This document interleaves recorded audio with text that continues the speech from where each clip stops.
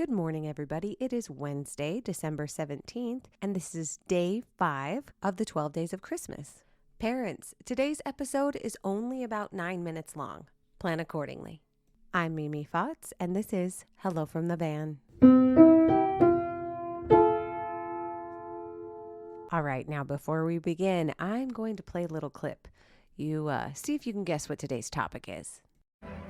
Snow, snow, snow, snow, snow. It won't be long before we'll all be there with snow. Did you guess snow?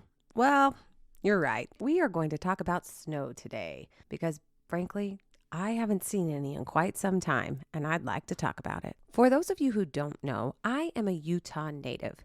I grew up in a state where our slogan was the greatest snow on earth. But alas, we have not had any snow this year, really. And this lack of snow has snow on my mind. We need to go back just a little bit and talk about what is normal for snow in Utah. What's a regular year look like? An average year of snowfall in Utah is about 500 to 550 inches. I'm not going to make you do the math. That's about 41 to 46 feet of snow annually. So over the whole course of the winter, we get about 45, 46 feet of snow in the mountains. That sounds great and all, right? That's an average year. However, just a couple years ago in 2022, we had the highest level of snow that we've ever had on record. So as long as Utah has been keeping track of our snow, the highest year was actually just a couple years ago in 2022.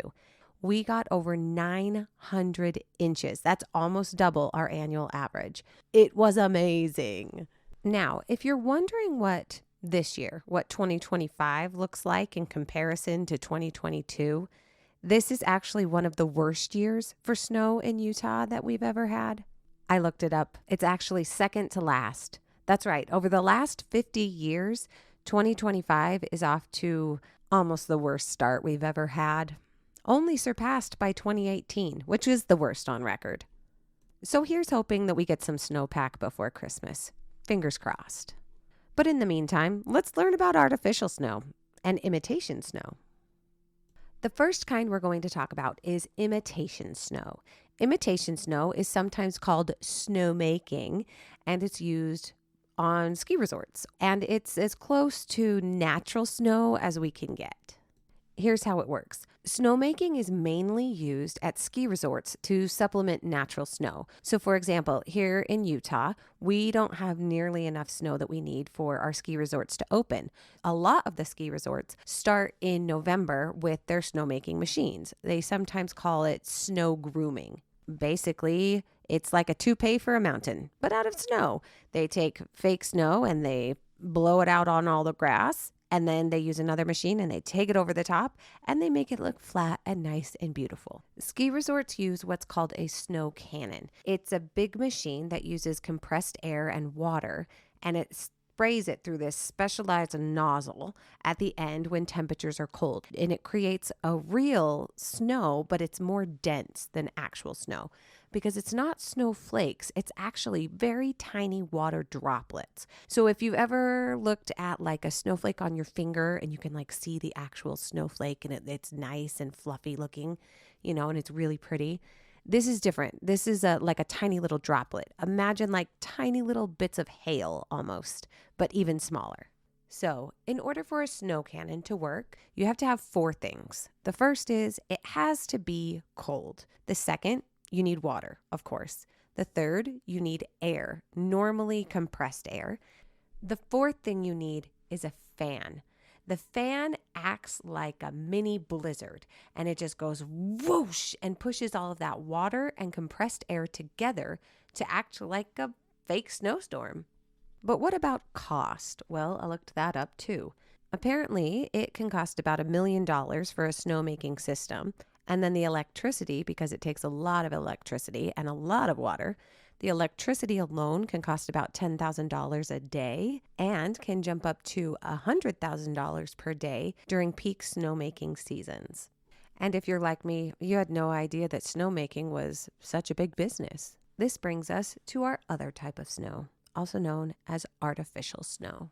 Artificial snow is anything that looks kind of like snow but isn't made from crystallized water. There are a lot of different types of artificial snow. We're first going to start with fake snow used in film and theater. Okay, take a guess. If you had to guess what they used to use for fake snow, like in the old time movies, what do you think they used? Go ahead and take a guess. Did you guess dried potato flakes?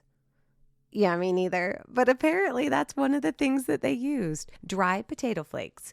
They used that. They used soap flakes. They've used breakfast cereal before, cotton, paper, feathers, and even asbestos. One of the main and most reliable materials that was used for fake snow was actually bleached cornflakes, like the breakfast cereal. The problem was it was kind of loud when the actors walked on it. And this would mean that they would record the scene and then the actors would have to go into studio with a microphone and re-record their lines because the snow sounded loud. It sounded like you were stepping on bugs or cereal because that's what it was. It sounded really bad. As sound for movies got better, the need for quieter fake snow became essential. And there are two big movies that changed the way that snow was used. The first was The Wizard of Oz. Cornflakes could not work in the poppy scene. So what they ended up using was asbestos. It was not healthy. It made a lot of people very sick. The other movie was It's a Wonderful Life. Now, in that movie, they actually tried the cornflake method first, and it was too loud. It just would not work because the scenes that they needed snow for were so emotionally charged. They didn't want to have to re-record them. They needed them to be authentic. So what they ended up using was a new invention called foamite, or just fire extinguisher foam. It's just a fancy name for fire extinguisher foam. So they ended up using that. So if you watch It's a Wonderful Life and you get to the bridge scene, you'll be able to see puddles around the feet of the actors. And this is actually just puddles of fire extinguisher foam. It's not snow. It's not anything. It's just fire extinguisher foam. Who knew? If you're wondering what we use today, well, there's full companies for that. That's right. There are companies that their only job is to create fake snow for movies and television sets. The biggest company in the world for making fake snow is actually a company out of California called Snow Business. That's right. They have over 40 years experience. They use over 140 different types of snow. They work on major films like the Harry Potter series and television shows like The Office. So to answer the question, what do we use for fake snow today? Well, it's a lot of different things. We've come a long way from asbestos and cornflakes, that's for sure. The last type of snow we're going to talk about is domestic snow. Domestic is just a fancy way of saying around the house. Some people buy spray foam from a can that looks like snow. Some people make their own snow from baking soda, and other people just use cotton to represent snow. Might I suggest the cotton at your house? It's the easiest to clean up, which makes it snow problem. Here's a couple jokes to round out our podcast. How does a snowman get around town? By icicle. Okay, next one. Why did the girl keep her saxophone outside in the snow? Because she wanted to play cool jazz. Okay, I know they're bad. Last one. Here we go. What kind of money do snowmen use?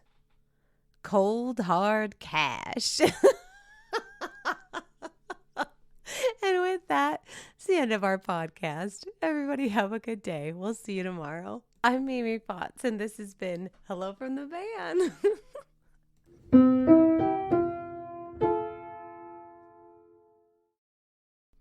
If you're still here, let's cite those sources.